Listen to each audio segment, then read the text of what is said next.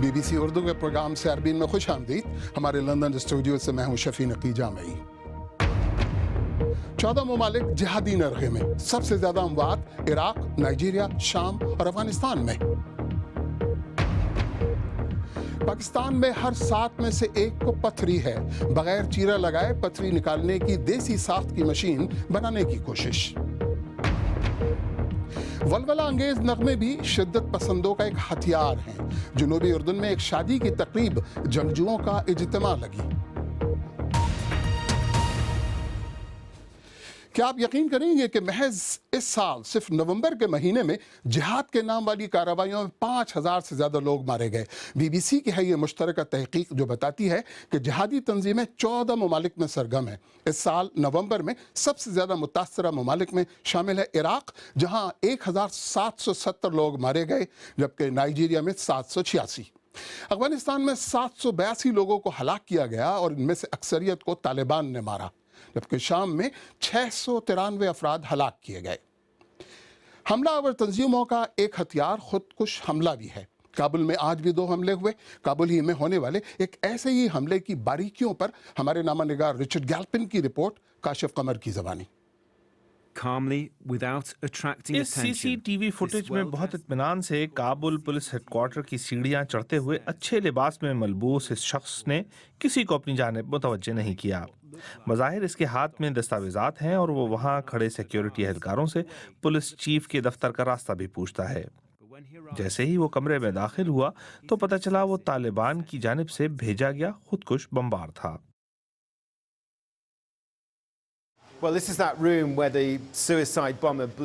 یہ وہ کمرہ ہے جہاں خودکش بمبار نے خود کو دھماکے سے اڑایا تھا اور آپ دیکھ سکتے ہیں کہ کمرے کو کتنا نقصان پہنچا ہے.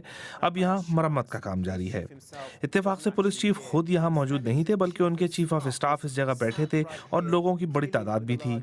حملے میں چیف آف اسٹاف ہلاک جبکہ 6 لوگ زخمی ہوئے تھے. پولیس چیف اس حملے سے بال بال بچے تھے. اگر یہ حملہ چند منٹ بعد ہوتا تو وہ بھی اسی کمرے میں موجود ہوتے. کئی محکموں میں طالبان کے جاسوس موجود ہیں. کوئی ایسا شخص جو یہاں بہت سے لوگوں کو جانتا ہے پولیس کی گاڑی میں خودکش بمبار کو یہاں لایا تھا اور اس کی صحیح طرح تلاشی نہیں لی گئی اور بعد میں اسے سیڑھیوں کے پاس چھوڑ دیا گیا.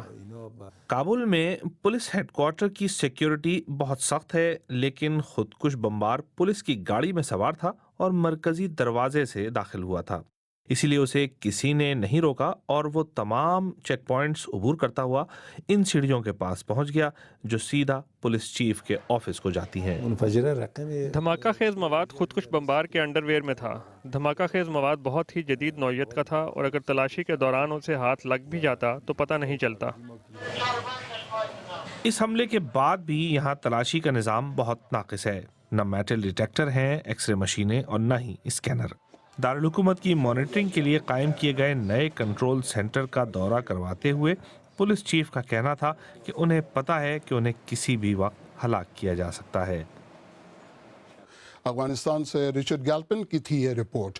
اسی کے بارے میں مزید بات کرنے کے لیے میرے ساتھ ٹورانٹو کینیڈا سے براہ راست موجود ہیں تھنک ٹینک اسٹریٹفورڈ سے منسلک تجزیہ کار کامران بخاری. کامران صاحب، افغانستان سے امریکہ اور اتحادیوں کا انخلا مکمل ہونے کو ہے. ادھر حملوں میں بھی شدت آ رہی ہے. آج 2 حملے ہوئے ہیں جن میں فوجی بھی ہلاک ہوئے. دوسرا حملہ اسکول میں ہوا. اس صورتحال سے نمٹنے کی تیاریاں کیا ہیں؟ دیکھیں، اس صورتحال سے نمٹنے کی تیاریاں تو بڑے سالوں سے چل رہی ہیں، لیکن یہ ہے کہ یہ کوئی آسان بات نہیں ہے، اس میں وقت لگتا ہے. لیکن اس وقت انخلا ہو رہا ہے مغربی افواج کا، اور اس انخلا کے اوپر بھی نظر ثانی کی جا رہی ہے کہ اس کو کتنی تیزی سے کیا جائے یا کہ اس کو تھوڑا سا ڈیسیلریٹ کیا جائے اس کی پیش رفت کو، تاکہ جو ہے وقت ملے کہ جو خلا پیدا ہو رہا ہے طالبان اس کو ایکسپلائٹ نہ کر سکیں اور جو افغان سیکیورٹی فورسز ہیں وہ بیسکلی جو ہے اس قابل ہو جائیں کہ وہ اپنے پیروں پہ کھڑے ہو سکیں. پھر یہ کہ پاکستان سے بھی بات چیت چل رہی ہے، پاکستان کی معاونت کے ساتھ جو طالبان ہیں ان کو کنٹرول کرنے کی کوشش کی جا رہی ہے. اچھا، 4 سال پہلے اسامہ بن لادن کو ہلاک کیا گیا. القاعدہ اور دہشت گردی کے زوال کی پیش گوئیاں ہوئیں. امریکہ عراق میں اپنی فتح کا اعلان کر کے باہر آ چکا ہے. تو اب یہ 14 ممالک میں جہادیوں کی کارروائیاں کیوں؟ دیکھیں، القاعدہ کو نقصان ضرور پہنچا ہے، بلکہ میں یوں کہوں گا کہ جو عالمی جہادسٹ موومنٹ ہے اس کو بھی نقصان پہنچا ہے کہ وہ ٹرانس کانٹیننٹل اٹیکس لانچ کرنے کی صلاحیت نہیں رکھتے، لیکن اس کا جو قیمت ادا کرنی پڑی ہے وہ یہ ہے کہ وہ اب ریجنل حملے کرنے کی صلاحیت رکھتے ہیں، اور جن ملکوں کے اندر کارروائیاں کی گئی تھیں فوجی امریکہ کی جانب سے، اور پھر عرب سپرنگ کے آنے کی وجہ سے وہاں پر جو ہے جہادیوں کے لیے ایک نیا پلے گراؤنڈ بن گیا۔ تو کامران بخاری، بی بی سی کی اس رپورٹ کے بعد مستقبل کا نوشتہ دیوار کیا ہے؟ دونوں میں سے کس کا پلڑا بھاری رہے گا؟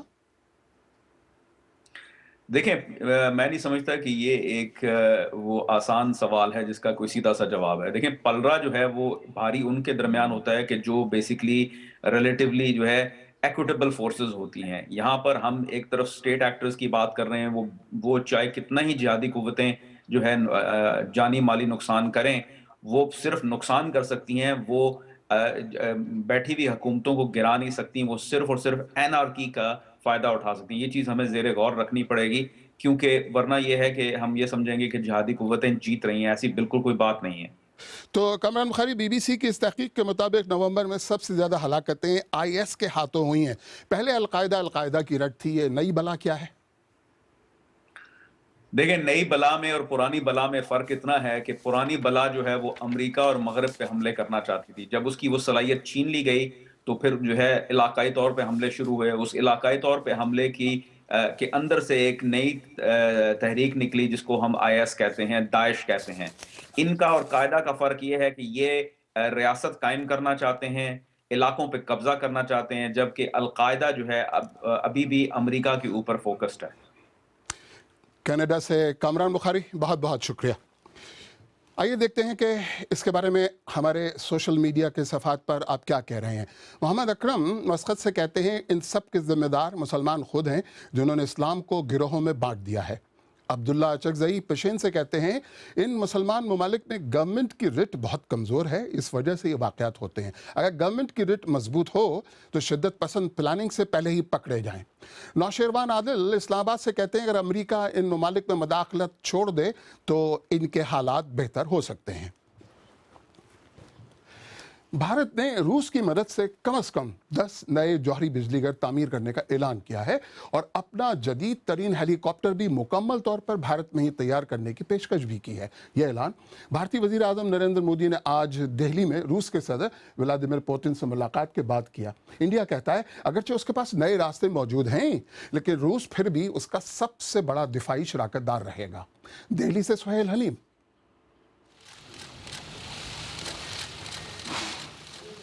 اس دوستی میں اب سرد جنگ کے دور کسی گرم جوشی باقی نہیں۔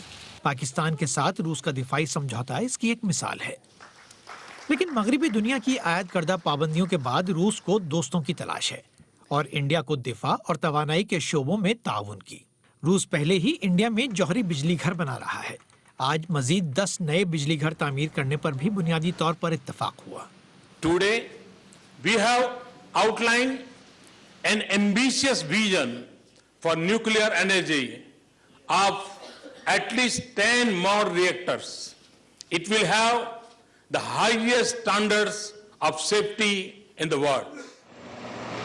بی جے پی کی حکومت ملک میں دفاعی ساز و سامان کی مینوفیکچرنگ کو بھی فروغ دینا چاہتی ہے۔ تجزیہ نگار بھی مانتے ہیں کہ یہ معاہدے مودی کے میک ان انڈیا پروگرام کے لیے اچھی خبر ہیں اور ان سے باہمی کاروبار بڑھانے میں مدد ملے گی، لیکن ماضی کی گرم جوشی لوٹنا مشکل ہے کیونکہ اب ہندوستان کی دوستی کے دعوے دار اور بھی ہیں۔ سہیل حلیم، BBC دلی۔ کل غرب اردن میں ایک مظاہرے کے دوران اسرائیلی فوجیوں کے ساتھ تصادم میں ہلاک ہونے والے فلسطینی وزیر زیاد ابو عین کی آج تدفین عمل میں آئی۔ فلسطینی طبی عملہ کہتا ہے کہ اسرائیلی فوجیوں کی مار پیٹ، دھکے بازی اور آنسو گیس کا گولہ ان پر داغے جانے کے بعد دم گھٹنے سے زیاد ابو عین کی موت واقع ہوئی۔ اسرائیل نے اسے مسترد کیا، کہا کہ دل کا دورہ ان کی موت کا سبب بنا۔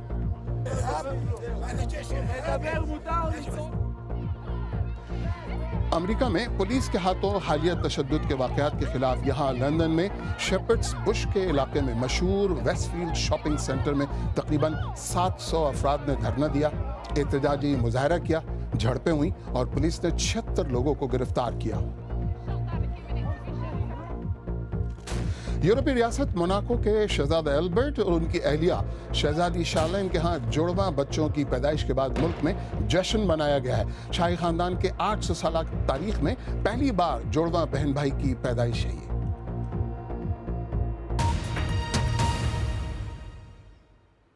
आप बीबीसी उर्दू सर्विस का प्रोग्राम सैरबीन देख रहे हैं। प्रोग्राम में आगे चलकर देखिएगा कि पाकिस्तान में चंद इंजीनियर्स गुर्दे में पथरी की तकलीफ कम करने के लिए क्या कोशिशें कर रहे हैं। और जनूबी उर्दन के गांव में शादी की तकरीब जो जंगजुओं के इज्तिमा से ज्यादा मुख्तलिफ न थी।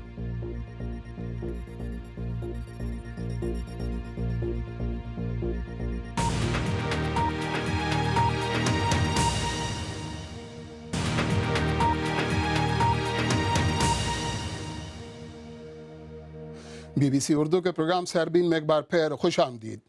पाकिस्तान मेडिकल एसोसिएशन PMA का कहना है कि पाकिस्तान में हर 7 में से 1 फर्द को पथरी का आर्जा लाहक है।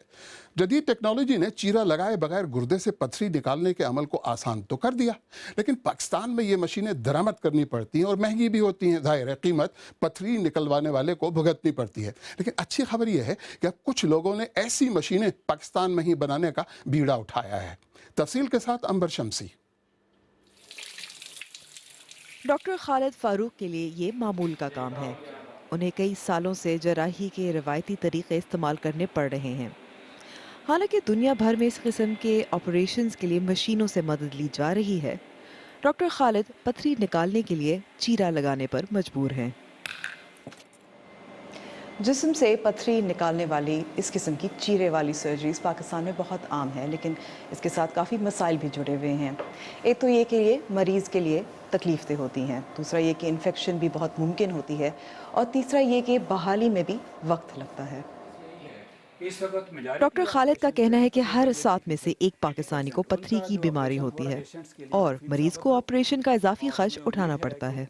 स्टोन्स के लिए मिनिमली इन्वेसिव सर्जिकल प्रोसीजर्स हैं, उनमें जो इक्विपमेंट चाहिए वो इस वक्त पाकिस्तान में नहीं बन रहा। तो वो इक्विपमेंट अक्सर अस्पतालों में बाहर से ही मंगाया गया है। इट इज़ एक्सपेंसिव, बहुत महंगा है, और फिर अगर उसका कोई कंपोनेंट ख़राब हो जाए तो वो सारे का सारा इक्विपमेंट बेकार पड़ा रहता है, और फिर हर हॉस्पिटल ये इक्विपमेंट अफोर्ड नहीं करता, और अगर ये इक्विपमेंट लाया जाता है तो फिर ये आगे जो इसकी कॉस्ट है वो पेशेंट को ट्रांसफ़र होती है। इसी मसले के हल के लिए डॉक्टर खालिद का मेडिकल कॉलेज और ये इंजीनियरिंग तलबा मिलकर पाकिस्तान में पहली बार ऐसी मशीन बना रहे हैं जो पथरी को हवा के दबाव से जिस्म में बगैर चीरे के तोड़ती है। क्या ज़रूरत पड़ी ऐसे आला बनाने की? पाकिस्तान मेडिकल एसोसिएशन के मुताबिक हमारे मुल्क में अभी इस वक्त 270 लाख यूरिनरी स्टोन पेशेंट्स हैं जो इस डिज़ीज़ से अफेक्ट हो रहे हैं। यही नहीं, 80% इनमें से वो हैं जिनको चीरा देके पथरी निकाली जाती है, जिसके बहुत ज़्यादा नुकसानात होते हैं। मिसाल के तौर पे आपको निशान पड़ जाते हैं स्कार्स के, फिर इन्फेक्शन डेवलप होने का भी रिस्क होता है, और ये महंगा भी होता है। एक्चुअली हमें hospital foundation university medical college और हर्ट्स इंटरनेशनल हॉस्पिटल ने अप्रोच किया था कि आप ये डिज़ाइन बनाएं, और हम ये पाकिस्तान का पहला लिथोट्रिप्टर बनाने जा रहे हैं। हम सिर्फ पाकिस्तान का पहला सस्ता तरीन लिथोट्रिप्टर बनाने नहीं जा रहे, बल्कि इसके अंदर एडिशंस भी करेंगे, और साथ ही साथ हम मेंटेनेंस भी प्रोवाइड कर रहे हैं। फिलहाल पाकिस्तानी डॉक्टरों को दरामदशुदा मशीनों से काम लेना पड़ रहा है, क्योंकि पाकिस्तानी आला तैयारी के अमल में है। पाकिस्तान में तो उसकी ज़रूरत है, लेकिन इसके इंजीनियर्स दीगर ममालिक में भी इसे फ़रोख्त करने की उम्मीद रखते हैं। अंबर शमसी, BBC न्यूज़, इस्लामाबाद। हमारी वेबसाइट bbcurdu.com पर आप जिन खबरों में दिलचस्पी ले रहे हैं उनमें बॉलीवुड के लिविंग लेजेंड दिलीप कुमार की ज़िंदगी की 92 बहारें देखने की खबर सर फहरिस्त है। इसके अलावा ईरान में नौजवान जोड़ों की शादी से पहले एक साथ रहने की खबर भी तवक्को के ऐन मुताबिक आप बेहद दिलचस्पी से पढ़ रहे हैं। जाहिर है रज़मिया नगमे अब जिहादी कल्चर का लाजमी जुज़ हैं। इन नगमों के मकनातीसी मैदान में जिहाद पुरकशिश लगता है और बच्चा बूढ़ा जवान खिंचा चला आता है। हमारे नामनिगार मुराद शीशानी उर्दन में एक ऐसी ही तकरीब में गए। उनकी रिपोर्ट को गज़नफर हैदर ने सदा दी है।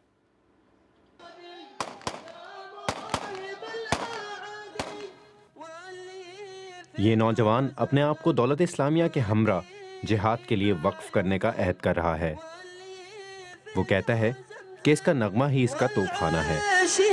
اردن کے قدامت پسند شہر مان میں اس طرح کی تقریبات میں لوگ بڑی دلچسپی لیتے ہیں۔ یہ تقریب در حقیقت ایک شادی کی تقریب ہے، جہاں دولہا بھی مسلح ہے اور اس کا شادی کا لباس بھی جہادی پوشاک ہے جس پر وہ پستول سجائے ہوئے ہے۔ اس تقریب میں شریک کئی لوگ عراق، افغانستان اور شام میں جہاد میں حصہ لے چکے ہیں۔ ان میں سے بعض کے القاعدہ سے قریبی رابطے ہیں۔ اس طرح کے معاشروں میں رزمیہ نغمے ایک طاقتور ہتھیار کا کردار ادا کرتے ہیں۔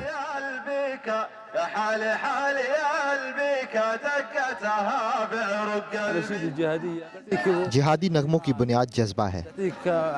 میں نے ہمیشہ اس طرح کے نغموں کو پسند کیا ہے۔ لیکن یہ نغمے اگر لوگوں کو غلط راہ پر لگا دیں تو کیا آپ اپنے آپ کو اس کا ذمہ دار تصور نہیں کریں گے؟ ہم سب جانتے ہیں کہ اسلام میں اچھا یا برا کیا ہے، انہیں اچھا ہی پیغام ملے گا۔ یہ صرف جہادی نغمے ہی نہیں ہیں جو اس طرح کی تقریبات میں مقبول ہیں۔ یا ہوا ایک شامی گلوکار ہیں، وہ سارے مشرق وسطی میں روایتی اسلامی نغمے گانے کے لیے جاتے ہیں۔ آبادی کا صرف 5% لوگ ہوں گے جو اس طرح کے نغمے سننے میں دلچسپی رکھتے ہیں۔ جو لوگ جہادی نغمے سننے میں دلچسپی رکھتے ہیں ان کو اس طرح کی دکانوں پر آنا پڑتا ہے جہاں سے انہیں جہادی نغموں کی CDs مل جاتی ہیں، لیکن اگر وہ اس سے آگے بڑھنا چاہتے ہیں تو انہیں کہیں اور جانا پڑتا ہے، اور وہ ہے انٹرنیٹ کی دنیا۔ یہ یمنی جہادی گلوکار امریکہ کو انتہائی مطلوب اشخاص کی فہرست میں شامل ہیں۔ یہ گروپ جو لوگوں کو جہاد کی جانب راغب کرنے کی کوشش میں ہے، ان میں سے ایک 2009 میں سعودی شہزادے پر خودکش حملہ کرنے کی کوشش میں ہلاک ہو چکا ہے۔ یہ جہادی نغمے صرف لوگوں کا دل بہلانے کے لیے نہیں بلکہ جہاد کو اگلی نسل تک پہنچانے کا ایک طاقتور ہتھیار ہے۔ جنوبی اردن سے مراد شیشانی کی تھی یہ رپورٹ۔ میں سوچ یہ رہا تھا کہ دلہنوں نے کیا زیب تن کیا ہوگا۔ اگر آپ چاہیں تو مجھ سے اور ہماری ٹیم کے دیگر ساتھیوں سے ٹویٹر پہ بھی رابطہ کر سکتے ہیں۔ میرا ٹویٹر ہینڈل ہے @شفیع_نقی_جامعی۔ اس کے ساتھ ہی سربین اختتام کو پہنچا۔ پروگرام میں پیش ہونے والے موضوعات پر اگر آپ اپنے خیالات کا اظہار کرنا چاہیں تو فیس بک ٹویٹر حاضر ہے۔ آپ ہمارے ہینڈل @BBC اردو کے ذریعے بھی ہم سے رابطہ کر سکتے ہیں۔ شفیع نقی جامعی کو اجازت دیجیے۔